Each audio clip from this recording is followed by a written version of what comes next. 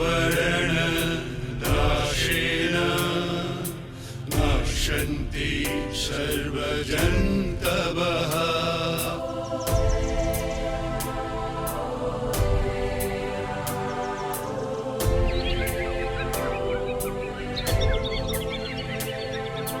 वृक्षः मित्राणि च श्वाकम् इत्थं विचार्य रक्षणं सदा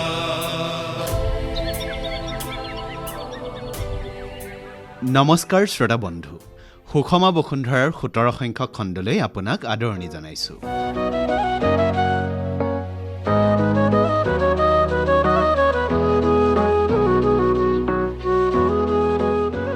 সুষমা বসুন্ধৰাৰ বিভিন্ন সেউজকৰ্মী গোটৰ কাম-কাজ তথা পৰিকল্পনাৰ সাক্ষুক বৰ্ণনা শুনিবলৈ আপোনালোক হয়তো ৰেডিঅ'ৰ কাষ চাপিছে। বতৰে বৰণ সলাইছে, লাহে লাহে কাষ চাপি আহিছে ঋতুকালীন বসন্ত উৎসৱৰ দিনবোৰ। আমাৰ অসম ৰাজ্যত মিচিং জনগোষ্ঠীৰ আলি আই লৃগাঙেৰে আৰম্ভ বছৰৰ প্ৰথমটো বসন্ত উৎসৱ। ইয়াৰ পিছতে আহিব বিহু, বৈশাগু, বিচুৱা ইত্যাদি। হোলী আৰু দৌল উৎসৱো বসন্তকালীন উৎসৱ। যোৱা দুদিন ধৰি হোলী আৰু ফাকুৱাৰ ৰঙেৰে ৰঙীন সময় পাৰ কৰিলে ৰাজ্যবাসীয়ে। বৰপেটাকে মুখ্য কৰি দৌল উৎসৱৰ ৰং ৰহস্যৰে মুখৰ হৈ পৰিল সমগ্ৰ অসম। এই ঋতুকালীন উৎসৱবিলাকে আমাৰ জাতীয় জীৱনৰ পৰিচয় বহন কৰে। এইবিলাকৰ সম্পৰ্ক কেৱল ঋতুৰ সৈতেই নহয়, সম্পৰ্ক আছে কৃষিৰ সৈতেও। কৃষিৰ ওপৰতেই আকৌ নিৰ্ভৰ কৰে আমাৰ সমাজৰ অৰ্থনীতি। ঋতুকালীন উৎসৱবিলাকে আমাৰ মনবোৰ জীপাল কৰি ৰাখে, আমাক কৰ্মঠ কৰি তোলে। কাম কৰি কৰি ভাগৰি নপৰাৰ অনুপ্ৰেৰণা লুকাই আছে এই উৎসৱ পাৰ্বণবিলাকৰ মাজতেই। আমাৰ প্ৰকৃতিত মৌচুমী বতাহৰ বিশেষ প্ৰভাৱ আছে। আমাৰ কৃষি আৰু প্ৰকৃতি মৌচুমী বতাহৰ দ্বাৰা প্ৰভাৱিত। মৌচুমী জলবায়ুৱে সেউজীয়া কৰি ৰাখিছে আমাৰ ৰাজ্যখন, সৃষ্টি কৰিছে আপুৰুগীয়া বৰ্ষাৰণ্যৰ। এতিয়া প্ৰাক মৌচুমীৰ বতৰ। প্ৰাক মৌচুমীৰ প্ৰভাৱত এতিয়া ৰাজ্যত বৃষ্টিপাত আৰম্ভ হৈছে। গছত কুঁহিপাত মেলিছে, গছৰ পৰা মাটিত সৰি শুকাই পৰি থকা বীজ বৰষুণৰ পানী পাই কোমল হৈছে আৰু লাহেকৈ পোখা মেলিছে। এই পোখাৰ পৰাই পুলি হ'ব, পুলিৰ পৰা লাহে লাহে বৃক্ষ হ'ব। গছপুলি ৰোপণৰ পৰিকল্পনা আৰু সুষমা বসুন্ধৰাৰ সেউজ কৰ্মীসকলে বীজ পচোৱাৰ এইটোৱেই উত্তম সময়। যদি বীজৰ পোখা মেলিছে তেন্তে সেইবোৰ প্ৰতিপালন কৰি ৰোপণৰ বাবে লাহে লাহে সাজু কৰিবলৈ হৈছে। আমিও সাজু হৈছোঁ যাত্ৰাৰ বাবে। ইতিমধ্যে আমি ধেমাজি জিলাৰ চিচি চৌখামটিং গাঁও আৰু মাছখোৱা জোৰকটা কাঠগাঁৱৰ সেউজকৰ্মীসকলৰ কৰ্মক্ষেত্ৰত উপস্থিত হৈ শ্ৰোতাসকলৰ সৈতে তেখেতসকলক পৰিচয় কৰাই দিছোঁ। এইবাৰ আমাৰ যাত্ৰা ধেমাজি জিলাৰ মাছখোৱা বৰপাক জীয়ামৰীয়া গাঁও। ডিব্ৰুগড় চহৰৰ পৰা বৰপাক জীয়ামৰীয়ালৈ গাড়ীৰে গ'লে প্ৰায় 1.5 ঘণ্টাৰ বাট। ডিব্ৰুগড়ৰ পৰা যাত্ৰা কৰি বগীবিল দলং পাৰ হৈ পকী মথাউৰিৰ ওপৰেদি পশ্চিমলৈ 1 ঘণ্টামান গ'লেই গাঁওখন পোৱা যায়। মাছখোৱা বৰপাক জীয়ামৰীয়া গাঁও ধেমাজি জিলাৰ এখনি কৃষি আৰু শস্যৰে ভৰপূৰ গাঁও। গাঁওখন মাছখোৱা গাঁও পঞ্চায়তৰ অধীনস্থ। গাঁওখনত 160 ঘৰমান মানুহ আছে আৰু প্ৰতিঘৰ লোকৰে গড়ে প্ৰায় 10 বিঘামানকৈ কৃষিভূমি আছে। সকলোৱে খেতি কৰে বাবে পৰিয়ালবোৰ আঢ্যৱন্ত। দূৰণিবতীয়া আলহী গ'লে বেফিকিৰভাৱে গধুৰকৈ এসাঁজ খুৱাব পৰা। আকাশবাণীৰ সুষমা বসুন্ধৰাৰ 5জনীয়া দলটো প্ৰায় 3 মান বজাত বৰপাক জীয়ামৰীয়া পালেগৈ। পোনে পোনে সেউজকৰ্মী গোটটোৰ দলপতি নিত্যা ভূঞাৰ ঘৰত উঠিলেগৈ। তেওঁৰ ঘৰতেই গোট খাই আছিল গোটৰ অন্যান্য সদস্যসকল। নিত্যা ভূঞাৰ ঘৰতেই আমি লগ পালোঁ ৱাৰ্ড মেম্বাৰ প্ৰাঞ্জল কোঁচ, ৰবীন ভূঞা, মলান দত্ত, নবীন ভূঞা, নিকুমণি ভূঞা আৰু সমীপৱৰ্তী সেউজী পথাৰ গাঁৱৰ অৰুণ হাতীবৰুৱা আৰু অন্যান্যসকলক। প্ৰথমতেই চাহ পৰ্ব আৰম্ভ হ'ল। চাহ পৰ্বৰ পাছতেই সময় অপচয় নকৰি আমি আগবাঢ়িলোঁ গোটটোৰ কৰ্মক্ষেত্ৰ পৰিদৰ্শন কৰিবলৈ। প্ৰায় 400-500 মিটাৰমান আমি খোজেৰে আগবাঢ়িলোঁ। নেমু, নাৰিকল আদি ফল আৰু সুকাঠি গছৰ পুলি ৰুবৰ বাবে তেওঁলোকে মাটি প্ৰস্তুত কৰিছে। আমি গোটটোৰ সামগ্ৰিক পৰিকল্পনাৰ বিষয়ে জানিবৰ বাবে গোটৰ মুৰব্বী নিত্যা ভূঞাৰ সৈতে কথা পাতিলোঁ। আপোনালোকক নমস্কাৰ জনাইছোঁ সকলোকে। প্ৰথমতে আপোনাৰ গাঁৱৰ পৰিৱেশ আমি বাৰু দেখিছোঁৱেই, শ্ৰোতাসকলৰ বাবে আপোনাৰ গাঁৱৰ সামগ্ৰিক পৰিৱেশটো অলপ কৈ দিয়কচোন। আমাৰ গাঁৱৰ সামগ্ৰিক পৰিৱেশটো এনেধৰণৰ আমাৰ প্ৰাকৃতিক পৰিৱেশেৰে পৰিবেষ্টিত আৰু ইয়াত সকলো ধৰণৰ গছ গছনি আছে তথাপিতো বৰ্তমান যি ভয়াৱহ ৰূপ দেখিছোঁ আমি প্ৰকৃতিৰ সেইকাৰণে আমি ভাবিছোঁ যে সুষম বসুন্ধৰা আমি অন্তৰ্ভুক্ত হৈ আৰু যিখিনি অভাৱ আছে গছ গছনিৰ কাৰণে সেইখিনি পূৰণ কৰিবৰ কাৰণে মই এই অনুষ্ঠানত অন্তৰ্ভুক্ত হৈছোঁ। এতিয়া ইয়াত গাঁওখনত কিমানমান পৰিয়াল আছে বাৰু? 160 ঘৰ আছে। প্ৰত্যেক ঘৰ মানুহৰে এনেই গড় হিচাপত মাটি কিমানমানকৈ আছে বাৰু? গড় হিচাপত মাটি একেবাৰে কম হ'লেও এপুৰা কমত নাই। সকলোৱে সৰ্বনিম্ন এপুৰাকৈ হ'লেও আছে। এই এপুৰা মাটি কি ধৰণে ব্যৱহাৰ কৰি আছে? তেওঁলোকে বিভিন্ন কামত ব্যৱহাৰ হয়। বিশেষকৈ আমাৰ ইয়াত ধান খেতি হয়, সৰিয়হ খেতি, মাহ খেতি আৰু বৰ্তমান বাম ঠাইবিলাকত চাহ খেতি কৰিব লৈছে। এতিয়া আমি আপুনি যি ঠাইত কাম কৰিম বুলি ভাবিছে এখন বাৰীত আহি উপস্থিত হৈছোহি। খেতিৰে নদন বদন হৈ আছে আপোনাৰ বাৰীখন। এতিয়া আমাৰ সুষম বসুন্ধৰা অনুষ্ঠানটোত যুক্ত হৈ কি পৰিকল্পনা কৰিছে, কেনেদৰে কাম আগবঢ়াম বুলি ভাবিছে আৰু কি কৰিম বুলি ভাবিছে? মই ভাবিছোঁ ইয়াত বহনক্ষম উন্নয়নৰ কাৰণে যিখিনি আমি গছপুলি ৰোপণ কৰিলে আমাৰ পৰিৱেশৰ ভাৰসাম্য ৰক্ষা হয়, লগতে আৰ্থিকভাৱে 2 পইচা আমি লাভৱান হ'ম। গতিকে ভাবিছোঁ নেমু ৰুম, বৰ্তমান মই নেমু লগাই আছোঁ, তাৰপিছত নাৰিকল লগাম আৰু উপযোগী কাঠ লগাম কিছুমান পুলি, সেইখিনি ভাবি আছোঁ। এতিয়া নেমু, নাৰিকল আৰু কাঠ বুলি ক'লে, হয়, আপুনি পথাৰলৈ আমাক লৈ আনিছে। তাৰে কিছুমান মাটি ওখ, কিছুমান মাটি কিন্তু দ। হয়, এতিয়া নেমু খেতিৰ কোনখিনি মাটি বেছি উপযোগী হ'ব আৰু কিয়? আমাৰ এই ওখ মাটিখিনিত পলসুৱা মাটি, ইয়াত সকলো ধৰণৰ গছ গছনি হয়। বাম খেতিৰ যিখিনি আছে সেইখিনি গোটেইখিনি ভাল হয়।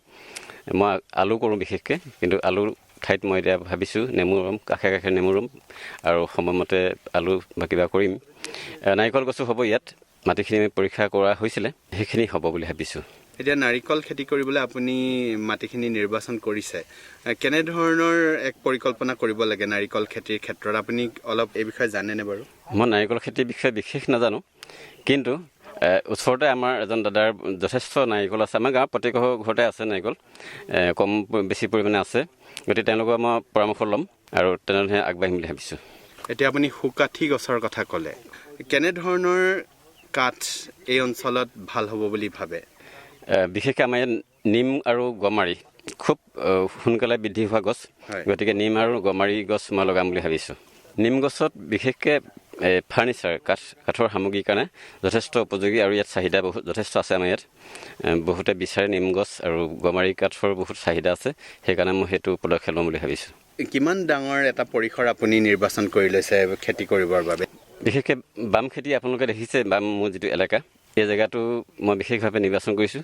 তাৰ ওপৰঞ্চি আমাৰ গাঁৱৰ মই এটা এলেকা নিৰ্বাচন কৰি থৈছোঁ। মোৰ কাষতে আছে মোলান দত্তদেৱ, তেখেতৰ পদূলিৰ পৰা আমাৰ বৰপাক তিনিআলিলৈকে সেই এলেকাটো মই নিৰ্বাচন কৰি থৈছোঁ, বিশেষকৈ কাঠ লগাবৰ কাৰণে। সেইখিনি এলেকাত মই বাকীখিনি গছ লগাম। মই প্ৰথমতে ক'ব বিচাৰিছোঁ যে আমাৰ প্ৰত্যেকৰ পদূলি যি ৰুম বুলি ভাবিছোঁ, তেওঁলোকৰ পৰা মই অনুমতি বিচাৰিম। তাৰ ওপৰঞ্চি মই ভাবিছোঁ আমাৰ ৰুটছৰ ফালৰ পৰা মই এটা অনুমতি বিচাৰিম বুলি ভাবিছোঁ। যদি তেওঁলোকে অনুমতি দিয়ে তেতিয়া মই লগাম আৰু প্ৰতিজন গৃহস্থৰ পৰা মই অনুমতি বিচাৰিম সেই গছ পুলিটো ৰুবৰ কাৰণে। ধন্যবাদ। আমি লগ পাইছিলোঁ খেতি কৰিয়েই পৰিয়াল পোহপাল দিয়া মোলান দত্তদেৱক। সুষম বসুন্ধৰাৰ সৈতেনো তেখেতে কেনেদৰে জড়িত হ'ব সেই বিষয়ে সোধাত তেওঁ আমাক এইদৰে কৈছিল। হয়, এতিয়া আকাশবাণী ডিব্ৰুগড় কেন্দ্ৰই যি এক অভিযান হাতত লৈছে সুষম বসুন্ধৰা, এই অনুষ্ঠানটোৰ সম্পৰ্কে বা এই অনুষ্ঠানটোৰ পৰা আপুনি কি আশা কৰে? এই অনুষ্ঠানটো যথেষ্ট প্ৰশংসনীয় পদক্ষেপ বুলি মই গণ্য কৰিছোঁ। নিতা ভূঞাই ইতিমধ্যে আমাক অৱগত কৰিছে আৰু তেখেতে কৈছে যে বিশেষজ্ঞ ব্যক্তিসকল আহিব, থলীতে বুজ ল'বহি, কাৰণে আপোনালোকলৈ আন্তৰিক ধন্যবাদ জনাইছোঁ। এতিয়া আপুনি অনুষ্ঠানটোত অংশগ্ৰহণ কৰিছে আৰু আপোনালোকৰ দলপতি তেওঁ ইতিমধ্যে কৈছে যে কাঠৰ খেতি কৰিব, বিভিন্ন ধৰণৰ নেমুৰ পৰা আদি কৰি নাৰিকল এইবিলাক খেতি কৰিব। আপুনি কিদৰে আপোনাৰ সহযোগিতা আগবঢ়াম বুলি ভাবিছে? মই এতিয়া নিতা ভূঞাই উল্লেখ কৰিলে যে আমাৰ বৰপাক প্ৰাথমিক বিদ্যালয়ৰ পৰা এই উজনি খণ্ডত গছপুলি ৰুম বুলি, তেতিয়া আমি আলোচনা কৰিছোঁ তেখেতৰ লগত। যিবোৰ আমাৰ ৰাস্তাৰ দুই কাষে যিবিলাক গছ হ'ব সেইবিলাক এতিয়াতো মালিকানাধীন নাথাকিব। গতিকে সেই ক্ষেত্ৰত আমাৰ ইয়াত যিহেতু জেওৰা থাকে বাৰীত, গতিকে জেওৰা কিনাৰে কিনাৰে খুব সোনকালে হোৱা কল, নেমু ইত্যাদিয়ে লগাব কৈছোঁ। আৰু নেমু যদি থাকে তেতিয়া বাৰীখন ছেফটি হয়, তাৰমানে কাঁইটৰ পৰা গৰু গাই নোসোমায়। তাৰপিছত মোৰ নিজাববীয়াকৈ আছে, মোৰ এই ৰাস্তা কিনাৰতে মাটি আছে, 2 বিঘা মাটি, দ মাটি পুতি ল'লোঁ। পুতি পিনি তাতে মই এটা নাৰ্চাৰী বনাম। আৰু মানে এতিয়া মোৰ চাহ বাগানৰ এৰিয়া যিবিলাক আছে, এই মেৰেকণি বুলি এজাত গছ আহিছে, গছটো মই নগাঁৱৰ পৰা কিনিছিলোঁ। গতিকে মেৰেকণি গছ এতিয়া মোৰ সমান ওখ হৈছে, আৰু এইটো যথেষ্ট মূল্যৱান কাঠ বুলি কৈছে। তাৰ বাদেও আৰু এই স্কুল আৰু কিবাবিলাকত নিম গছ কৰিম, ছাঁটোও হয়, আৰু নিম হ'লে বোলে এনভাইৰমেণ্টেলটো বহুত ভাল থাকে বোলে, বীজাণু চিজাণু কমে। এতিয়া আপোনালোকে খেলপথাৰ বা স্কুল ঘৰ বা নামঘৰ ইয়াত যিমানকেইটা আছে তাৰ চৌহদতো এনেধৰণৰ কাম কাজ কৰাৰ যথেষ্ট সম্ভাৱনা আছে। এতিয়া আপোনালোকে তেওঁলোকৰ কৰ্তৃপক্ষৰ লগত যোগাযোগ কৰিছে নেকি বাৰু? কৰ্তৃপক্ষৰ লগত আমি বিশেষ যোগাযোগ কৰা নাই। তাৰমানে এনেকুৱাই জেগা আছে আমাৰ বাউণ্ডেৰীত ৰুলে মানে সকলোৱে ভাল পাব, আদৰণি জনাব, আৰু তেওঁলোকে সংৰক্ষণে কৰি ৰাখিব। তেনেধৰণে ৰোৱা হৈছে। আমাৰ আমলখি গছ ৰোৱা হৈছে, মধুৰি গছ ৰোৱা হৈছে, শিলিখা গছ ৰোৱা হৈছে। আপুনি এতিয়া গ'লে দেখিব, সেইবোৰ লাগিছে, খাই আছে ল'ৰা ছোৱালীয়ে।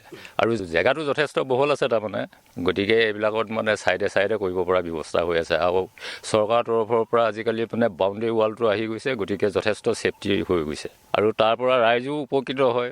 আঠিয়া কল গছ ৰুই দিছে, পাত নিছে, সকাম নিকামত পাত নিছে, গতিকে প্লাষ্টিকটো নোহোৱা হৈ গৈছে। তেনেকুৱা এটা সজাগতা আহিছে। আৰু মোৰ ছোৱালীজনীও পৰাও মই 2-এটা কথা শিকিছোঁ।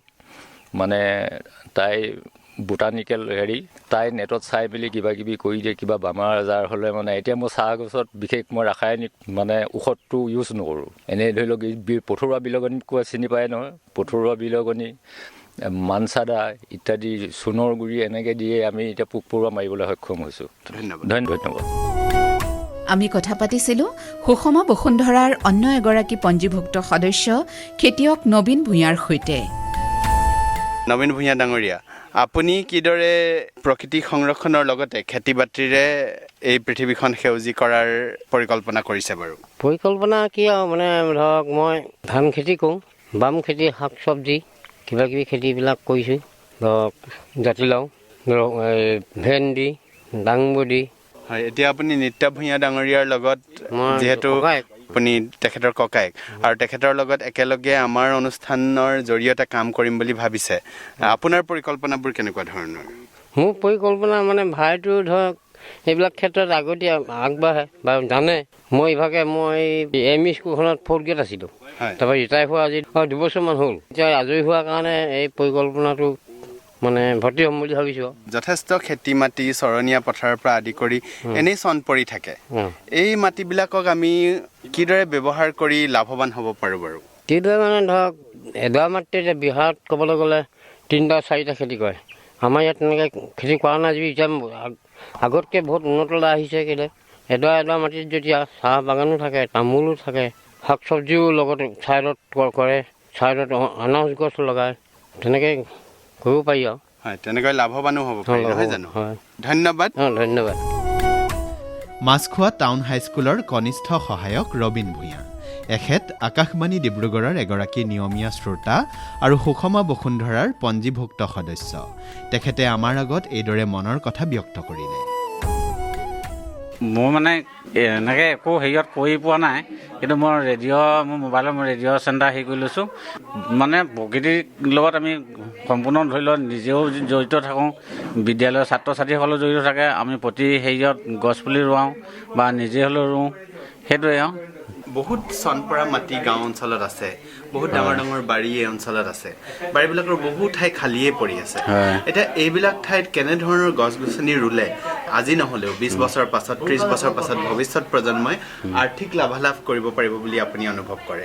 আজিকালি যিখিনি ধৰি লওক খালী হৈ থকা জেগা, প্ৰায় ধৰি লওক যিখিনি নিজৰ মাটি মানে ব্যক্তিগত মাটি, তেওঁলোকেতো প্ৰায় ধৰি লওক এইটো চাহ খেত বাগানে কৰি আছে। তাৰপৰা আৰু এতিয়া পঞ্চায়তৰ যোগে ধৰি লওক তামোল খেতি এটা আঁচনি দিছে, কল খেতি আঁচনি দিছে, তেনেকৈ বহুত বিধৰ ধৰি লওক বাঁহ খেতি দিছে।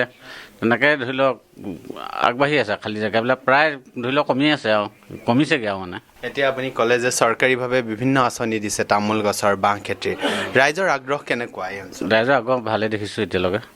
কল খেতি কৰিছে, এতিয়া আমাৰ ওচৰতে এজনে কল খেতি কৰি বহুত হেৰি পাইছে, উপকৃত হৈছে। যিহেতু আপুনি এটা চাকৰি কৰে তাৰোপৰি আপুনি যিখিনি সময় পায় সেই সময়খিনি আপোনালোকেও এনেধৰণৰ কাম কৰাৰ পৰিকল্পনা আছে নেকি? আছে। মইতো প্ৰতিটো সময়ত এনেই নাথাকোঁ। এতিয়া আপোনালোক নহা হ'লে মই বাৰীত এই হালধি খেতি থাকিলোহেঁতেন বা যিকোনো কিবা এটা কৰি থাকিলোহেঁতেন বা এতিয়া ধৰি লওক এতিয়া যিটো খৰালি খেতি ফ্ৰেঞ্চবিনটো নহয় বাৰু, এতিয়া দাংবডি হওক ভেন্দি হওক সেইখিনি গোটেইখিনি কোৰ মাৰি বা হাল বাই সেই তাত লাগি আছোঁ। এতিয়া বজাৰৰ পৰা কিনি অনাৰ সলনি নিজে কৰা খেতিকেইটাৰ ফলকেইটা খাই কেনে অনুভৱ হয় বাৰু? এই বহুত ভাল লাগে। বজাৰৰ পৰা আজি ধৰি লওক এতিয়া এনেকুৱা পাচলি ওলাই আছে, আজি থৈ দিলে পিছদিনা এইখিনি পেলাই দিবলগীয়া হয়। আমাৰতো তেনেকুৱা নহয়। আমি যিটো কৰিছোঁ আমি এসপ্তাহলৈকে ঘৰত ছিঙি আনি থৈ দিলেও বেয়া নহয়।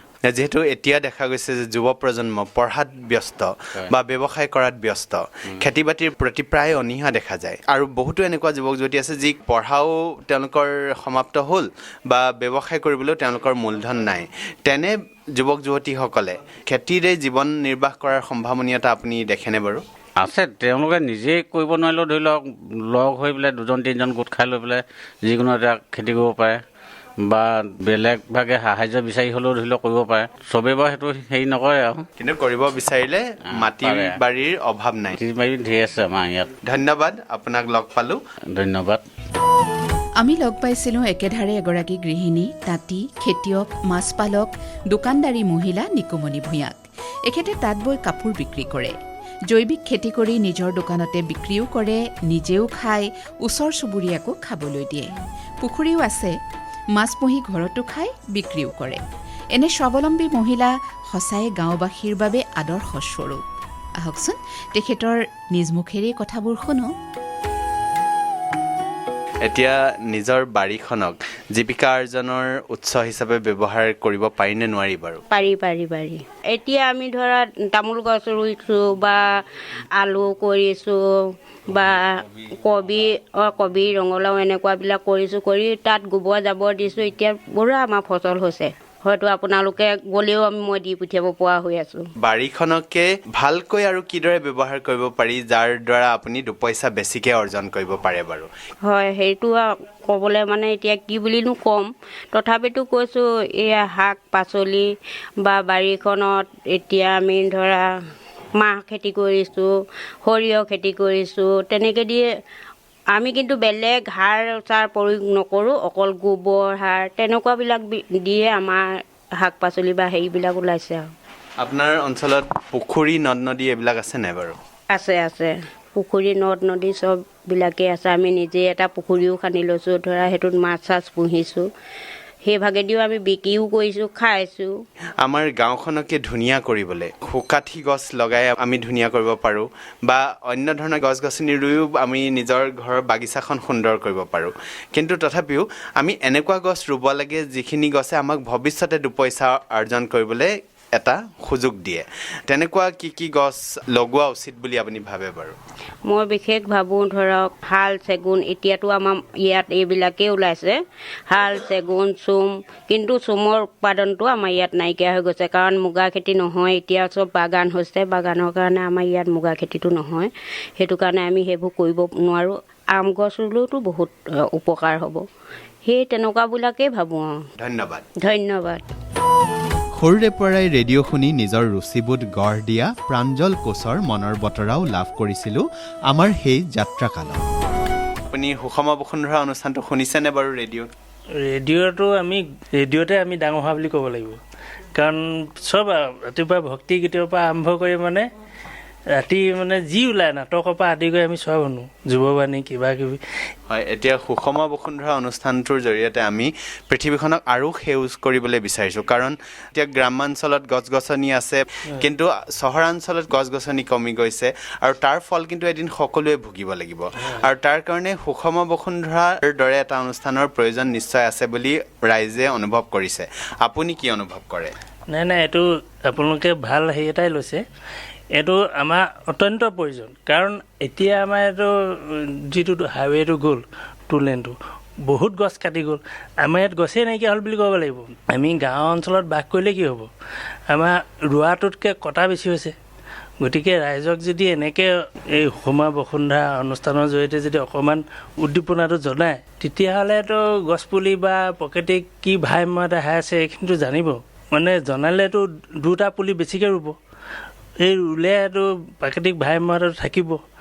এইটোৰ ওপৰত মানে আপোনালোকে এটা ভাল হেৰি লৈছে, এইটো মই ভাল পাইছোঁ এইটো বস্তুটো।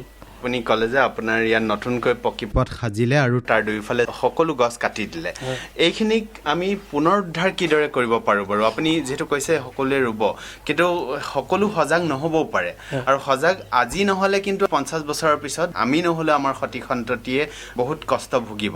গতিকে আমি কিদৰে পদক্ষেপ লৈ আগবাঢ়িব লাগিব বাৰু? এতিয়া আমাৰ 5 জুনটো পাতে, এনে পুলিটো ৰুই দিয়ে, সেইদিনা লাখ লাখ পুলি মই আহে এটা নিজে। আমি পুলিটো ৰুলে নহ'ব, তাক যত্ন ল'ব লাগিব। যেনেকৈ আমাৰ কিবা গাঁৱত নামঘৰ এটা কিবা আলোচনা হ'লেই বাহিৰলৈ প্ৰথমটো এইটো বৃক্ষৰোপণটো থাকে, কিন্তু বৃক্ষৰোপণটো হয় আহে, গছজোপা এনেই মৰে, সেইদিনাই চেচ আৰু।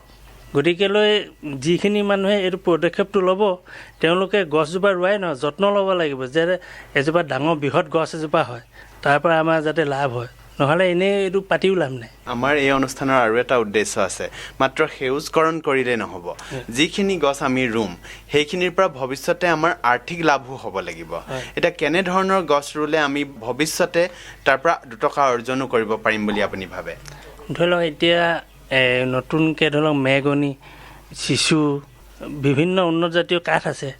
এই কাঠবোৰ মানুহে চিনিয়ে নাপায়। এতিয়া সেইখিনি আনি ৰুব লাগিব, পইচা 2 টকা খৰচ কৰিব লাগিব, তেনেকৈ যত্ন কৰি জীয়াব লাগিব। এতিয়া ধৰি লওক এই গোট ভোগ দিছিলে ন আপোনাক 8টা 9টা, সেই যে মূল্যৱান গছেই দিছিলে, কাৰোবাৰ 10 জোপাই জীয়াই আছে, কাৰোবাৰ এজোপাও নাই। গম পাইছেনে? সচেতনটো আমাৰ মানুহ অহাই নাই, কাৰণ গাঁৱলীয়া পৰিৱেশত জীয়াই আছেতো গছ। এতিয়া হ'লেও 30-40% আমাৰ ইয়াত বেছিকৈ গছ আছে ধৰি লওক হেৰিয়তকৈ, এতিয়া অনুভৱ কৰা নাই, কিন্তু কৰিব।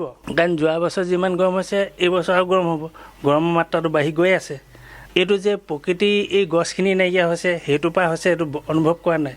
গম পাইছেনে? আৰু সৰু ল'ৰা ছোৱালীক গছজোপা ৰুবলৈ দিলেই নহ'ব নহয়, সেইটোৰ ওপৰত এটা ধুনীয়াকৈ বুজাই মেলি এইটো ৰুলে কি হ'ব, ভৱিষ্যতলৈ কি হ'ব, কাটিলে যে আকৌ এজোপা ৰুব লাগিব, বিক্ৰী কৰিলে নহ'ব নহয়। এবাৰ ৰুই যদি আমি কাটি পইচাটো লৈ লওঁ, সেই পইচাটো আৰু 3 জোপা ৰুই থ'ব লাগিব, সেইটো মটিভেট আনিব লাগিব, নহ'লেতো কাম নহ'ব। পৰিকল্পনাটো কেনেধৰণৰ হ'ব লাগিব? আমি বাৰ্ষিকভাৱে তেনেহ'লে গছ ৰুব লাগিব, প্ৰত্যেক বছৰে ৰুব লাগিব। আপোনাৰ এইবছৰ যদি 3 জোপা ৰুইছোঁ, অহা বছৰ আৰু 3 জোপা ৰুবলৈ চেষ্টা কৰিব লাগিব। সেই 3 জোপা দিয়াৰ পাছত আকৌ 3 জোপা আমি ডাঙৰ কৰিব লাগিব, তেতিয়াহে মোৰ হ'ব।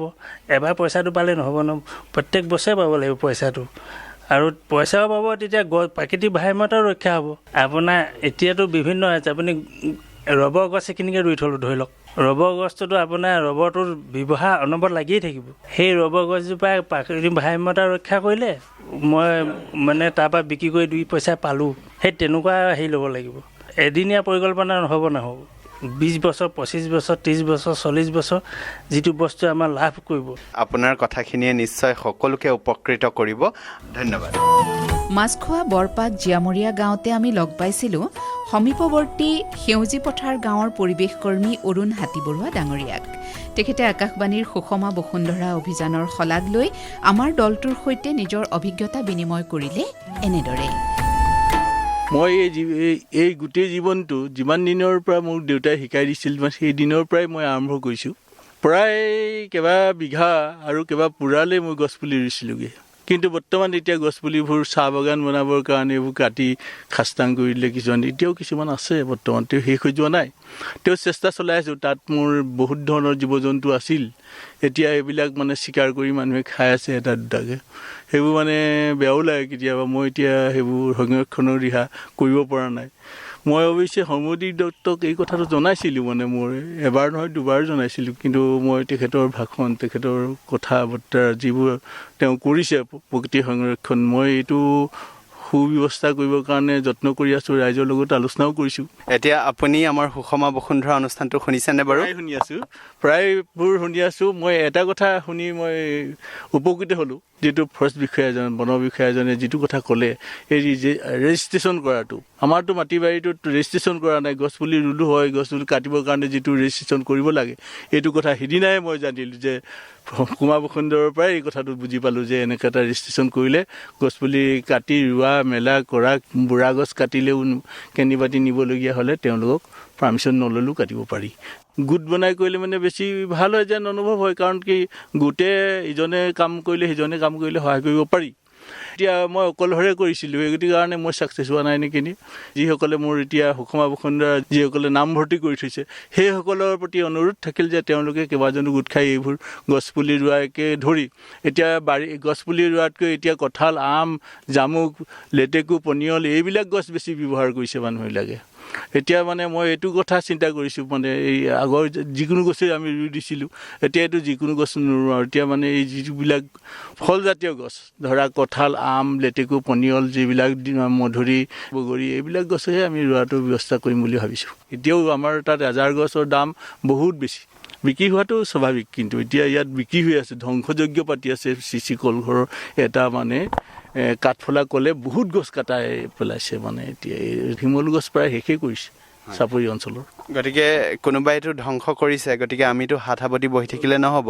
প্ৰত্যক্ষভাৱে গৈ তেওঁলোকৰ লগত যুঁজ কৰাও হয়তো বহুতৰ বাবে সম্ভৱ নহ'ব পাৰে, কিন্তু আমি নিজৰ কেনেকুৱা ধৰণৰ কৰ্ম কৰিলে তেওঁলোকে যিমান ধ্বংস কৰিব তাতকৈ দুগুণ আমি প্ৰকৃতি সংৰক্ষণ কৰিব। আমি বৰ্তমান এতিয়া এইটো চিন্তা কৰিছোঁ, নিজৰ যিবিলাক মাটি আবাদী হৈ পৰি আছে, এই মাটিবিলাক যিবিলাক পৰি আছে, বাম মাটি আৰু দ মাটিকে ধৰি কিছুমান গছপুলি ৰুই দিব পাৰিলে সংৰক্ষিত হৈ যাব, নিজৰ বুলি থাকি যাব। নিজৰ কৰিলে মানে নিজে কাটিলেহে কটা হ'ব, ইভাগে কাটিব কোনেও নোৱাৰে, সেই ধৰণে কৰিব লাগিব। বহু মাটি এতিয়া আমাৰ পৰি আছে, খেতি নকৰাকৈ হাবি হৈ আছে, এনেই আবাদী হৈ পৰি আছে। এইবিলাকত যদি আমাৰ ৰাইজে কৰে বা আমাৰ ঘৰৰবিলাক মানুহেও যদি মানে কৰিব পাৰে তেতিয়াহ'লে বহুত ভাল হ'ব। এইবিলাক গছপুলি ৰুই যিকোনো গছপুলি ৰুলেও ভাল হয়। আজিকালি কাঠেই ওলায়, বহুত কাঠেই ওলায়, আজিকালি কাঠৰ মূল্য বহুত বেছি। আপোনাক ধন্যবাদ জ্ঞাপন কৰিছোঁ। নমস্কাৰ। প্ৰায় ২.৫ ঘণ্টা সময় বৰপাক জীয়ামৰীয়া গাঁৱৰ সেউজকৰ্মী গোটটোৰ সৈতে বাৰ্তা বিনিময় কৰি আমি আকাশবাণীৰ ষ্টুডিঅ'লৈ বুলি উভতনি যাত্ৰা কৰিলোঁ। অভিযান সফল হোৱাৰ আশাৰে আমি সকলোৰে পৰাই বিদায় ল'লোঁ। সুষমা বসুন্ধৰা অভিযানে নিৰ্দিষ্ট এটা বহনক্ষম গতি লাভ নকৰালৈকে আমাৰ এই যাত্ৰা চলি থাকিব। পৰৱৰ্তী সময়ত পুনৰ অন্য এখন গাঁৱলৈ গৈ অন্য এটি সেউজকৰ্মী গোটৰ সৈতে আমি লগ হ'ম। তেওঁলোকৰ পৰিকল্পনা, কাম কাজ, অভিযানৰ প্ৰস্তুতি সম্পৰ্কে বুজ লৈ সকলোকে অৱগত কৰিম। আমি সকলোৰে কাষত থাকিম।